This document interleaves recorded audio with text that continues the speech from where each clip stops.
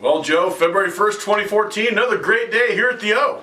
Once again, PK, you're right. And I just might let you keep your job once again. Some great wins, and at the same time, some devastating losses. Well, Joe, I'd agree with both of those sentiments. I'll tell you something, the night started out with a very rare appearance of our chairman and CEO, Bobby Popham, who made Michael Gentry, our interim commissioner. Sorry. I couldn't believe that. Well, I'll tell you something, I have to talk to Bobby about that. I just might not give him a raise because of his lack of judgment in that call. I thought he told you to call him Mr. Popham. Well, you shut up, PK. You don't know what you're talking about. Well, Joe, let's talk about the first match. We had Blaine versus Mystic Storm. You know, Mystic Storm, the last time they faced Blaine, it was about 4 weeks ago, and unfortunately he got his neck hurt because the show tried to break it. So he had to go back to the other side of the galaxy in Orion's belt to receive the medical care that he needed to get his neck fixed. And he came back and he gave a good match. Well, I'll tell you something, it wasn't a good match. It was a squash. Blaine took him out. That wannabe, that mix between Lucha Libre and the Great Space Coaster, he went down hard, and the real champion, Zach Blaine, took care of him, no sweat, just like I predicted. Okay, Joe, we got to stop and rewind, because basically what happened was Mystic Storm went to the top rope. Rod Bolt, who was while the referee was distracted, knocked him off of the top rope while he was falling. Zach Blaine hits him with a price cut, and then does get the pin. Well, you know what? You can put any spin you want on it, but the point is Zach Blaine won, and there ain't nothing that any of you ditch diggers can do about it. Well, Joe, what was interesting after that was Rod Bolt comes into the ring, and he basically gets in Gentry's face saying that he took care of Jake Hughes and that he'll never be back here. He never wants to see his face in the O. Well, security comes in. Well, one of the security guards takes a position behind Rod Bolt, and then all of a sudden, he removes his disguise, and who was it? It was Jake Hughes. Yeah, once again, Jake Hughes, the pretty boy, sneaking up from behind, Pearl Harboring somebody. You know what, that's just typical Jake Hughes. He can't win fair and square because he's a wimp.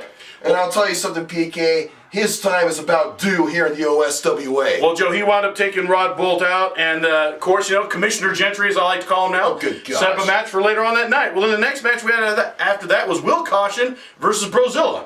Yeah, well, I'll tell you something, another great win. Will Caution, another great champion. I love that guy. He's up and coming, and he took out Brozilla like Brozilla was nothing. Well, Joe, once again, you're doing revisionist history. What? Cody McCauley DDT'd Brozilla outside the ring. He then rolls him in while Keith Cage was distracting the ref. And then, at that point, Will Caution gets the pin 1, 2, 3 and retains his 24/7 championship. A win's a win, PK. Will Caution won, Brozilla lost. There ain't nothing that anybody can do about it, including you. Well, Joe, then Alex Diamond Decker versus Matt Devlin came in. And you can tell, one thing about Matt Devlin that I noticed, and I'm not sure if you noticed, he really seemed distracted. And I kind of wonder if it's because of his loss of the tag team titles when during the last show, he took on disorderly conduct in a handicap match and lost. No, it's just because he missed his episode of Sesame Street this morning. Well, let me tell you something. He's a young kid in a real man's sport, and he needs to take a beating like a man, which he couldn't do tonight. Besides, he didn't have Daddy backing him up anyway. Well, Joe, I thought he handled himself, you know, with disorderly conduct a couple weeks ago, but it was almost like a different Matt Devlin. Yeah. And I'll tell you something, I really do hope he gets his head in the game, but what was really interesting was, at the end of that match, Chad Silva comes out on the ramp, holds up his belt, and says something to his brother, you know, Alex Diamond Decker. And Alex Diamond Decker then comes to our table and basically says he's going to take Chad Silva out. And I know he will. He's going to end his career. Of course he will. I trained him. You know, I was his manager. One time. Yeah, well, I'll tell you, so I only managed the best. And he's one of the best, and I know he's going to take his brother out because his brother's a fake, and he's a paper champion, just like I told you last time. Well, Joe, let's go ahead. I've got Alex Diamond Decker here, and I'd like to go ahead and interview him. We will interview him. Thank you. Mr. Decker, come on in, stand in the middle here between my brother and I. Let me go ahead and cut you off and just say that not only am I going to beat him, I'm glad he won the Ultimate Championship because then I'm going to beat him for the Ultimate Championship belt. So how do you plan then to take him out and end his career? What's your plans for that? It's real simple. I hate him. I hate him so much that I just want to end him. I don't care how it happens. I don't care where it happens. But I'll tell you what, it's going to happen. So what's this beef between you and your brother? I mean, I understand Joe and I don't have a perfect relationship, but gosh dang, you guys make us look like the Hardy Boys. Listen, it goes way back. Growing up, I was always the black sheep. I was always the one getting in trouble. I was always the one that had the tattoos, that had the piercings, and he was the one making straight A's. Yeah, PK understands that. And you see, it's my time now. So he needs to scoot over because I'm not done yet. Well, I'll tell you this much. I have seen you over the last year that Joe and I have been commentating for the O. You have been getting a little bit better more and more, and I wish you the best of luck, Mr. Decker. I love it. Alex, always a pleasure. Always a pleasure, man. I tell you, PK, that's how you do it. That's how you win in professional wrestling. Hate, hunger, and vengeance. Wow, Joe, you sound like the dark side of the Force. You're almost like Darth Vader in that. Shut up, PK. You and your space geek stuff. Well, Joe, then Gentry came out to interview the Ninja King, and of course the Ninja King doesn't say 2 words, and all of a sudden Wasabi's music comes on, and he sneaks in, and he steals his mask back that the Ninja King had taken from him 2 weeks prior. Yeah, typical Wasabi. Blindsiding him, catching him from behind. You know what? That's the only way that guy wins, is by going behind people's backs. Wow, Joe, apparently you haven't watched a whole lot of Wasabi matches. I've seen plenty. Okay, then we had McFly versus Hollywood. What happened was McFly comes back from the future, and he called him out for a match. Stop that. What happened was Hollywood had bought the corporate title from Zach Blaine. What? And so now he pretends to be the champion. Well, he is the champion. When you're as great as Mr. Hollywood, it doesn't matter how you get the title. The point is he has the gold to show it and to show off because he has the ability to show it off. Well, the bottom line is how this all boiled down to, Jake Hughes stayed out ringside with his tag team partner, and then all of a sudden the show comes in, starts attacking McFly. Jake Hughes comes in, it's a big old fight. Then all of a sudden, Commissioner Gentry comes. Joe, he is our commissioner. You got to respect him. Oh yeah, okay, whatever. He was appointed by the CEO. Oh, whatever. God, Joe, you really have a problem with authority, don't you? No, because I am the authority. So says you. Don't you forget it. I will try not to. But anyways, so then he comes in and he basically vacates the corporate championship and says, hey, look, at our next show, we're going to have McFly versus Mr. Hollywood, and we're going to see who's the corporate champion. And I'd like to talk to Gentry about this myself. Mr. Commissioner? Absolutely, gentlemen. Good to see you again. Yes, welcome back to the recap, Mr. Commissioner, and congratulations on the new position. Thank you. It was completely unexpected for me. But yes, after seeing the show interfering in match time and time again here at the O, I decided to make a decision we're going to see this match finally go down 1 versus 1, Alpha McFly versus Mr. Hollywood. The stipulation here is if anybody from the show interferes in the match, not only does Mr. Hollywood lose, but Alpha McFly will become the corporate champion. That way there is no interference. This is going to be a straight up one-on-one match. So if Mr. Hollywood is as good as he thinks that he is, he either needs to put up or shut up. So let me ask you this. Since you are the interim commissioner, what are your plans and what do you see the future for the OSWA? Very simple. The O-Show's always been about the fan, and I'm going to put on the best show that I can for each of you great fans out there that have supported us since day one, all the way up until now, and even the new fans out there want to make this O-Show especially for you. Even guys like you, Joe, even still have a place here at the O. That's right. You better do your job, or I'll make sure you're fired. Remind me to work on his contract later. I'm also working. I'm also working on his medication. Okay. But hey, Stop Mr. it. Gentry, thank you so much. I'll tell you something. You are a great asset to our company, and I've really enjoyed working with you over the year, and look forward to working with you in the future. Absolutely. And just like I say, you're a good subordinate. Good job. Right, Joe. Yeah. Work on that medication, buddy. Yeah, whatever. Yeah, keep walking. Well, the next match, we had disorderly conduct. It was Ridley versus white trash, but fortunately, Cody Fairview got married, and he stuck on an iceberg out there in Alaska, and he couldn't make it here to the show. So who comes out? Stay fresh, Curtis Coleman.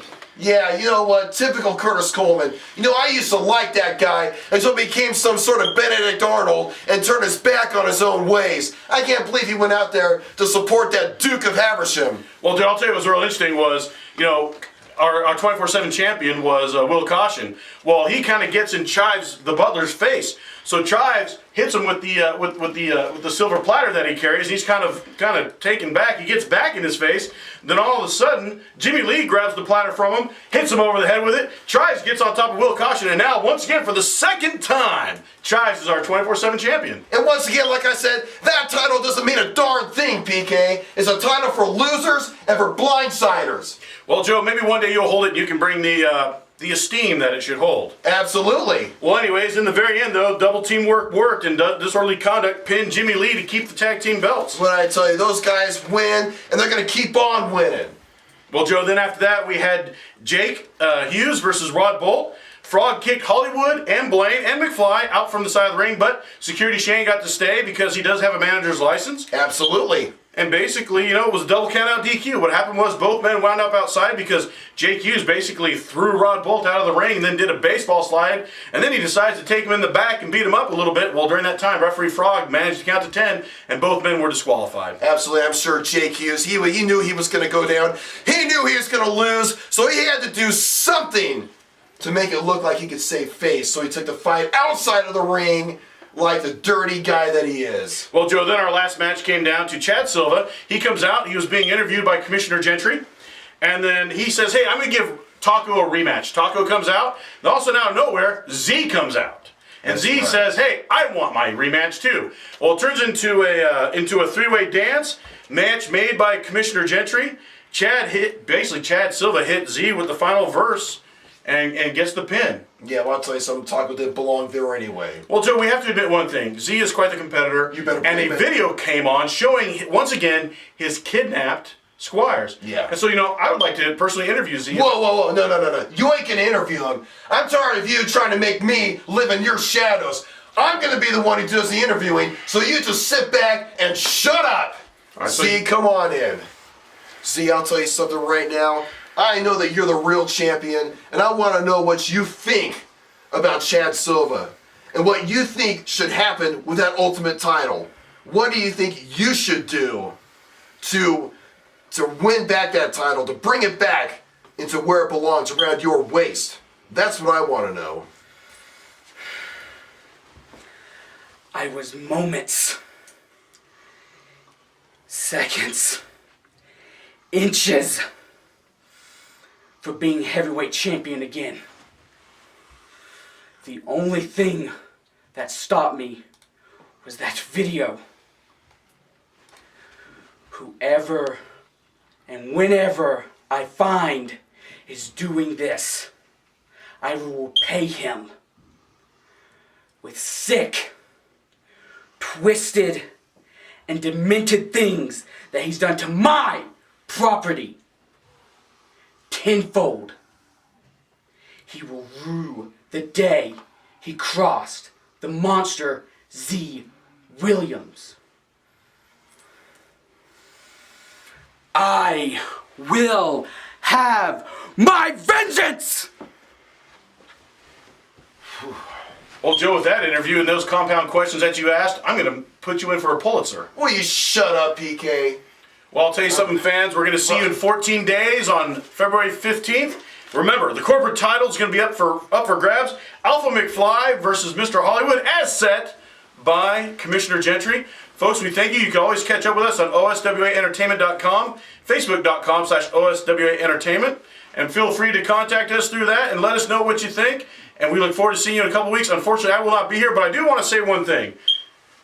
Happy birthday, Joe. Well, thank you very much. In a couple of days, it's going to be Joe's 39th birthday, and I hope that you continue to discover yourself. Will you stop it, PK? I know myself. Thanks again, folks, and we'll see you in a couple of weeks.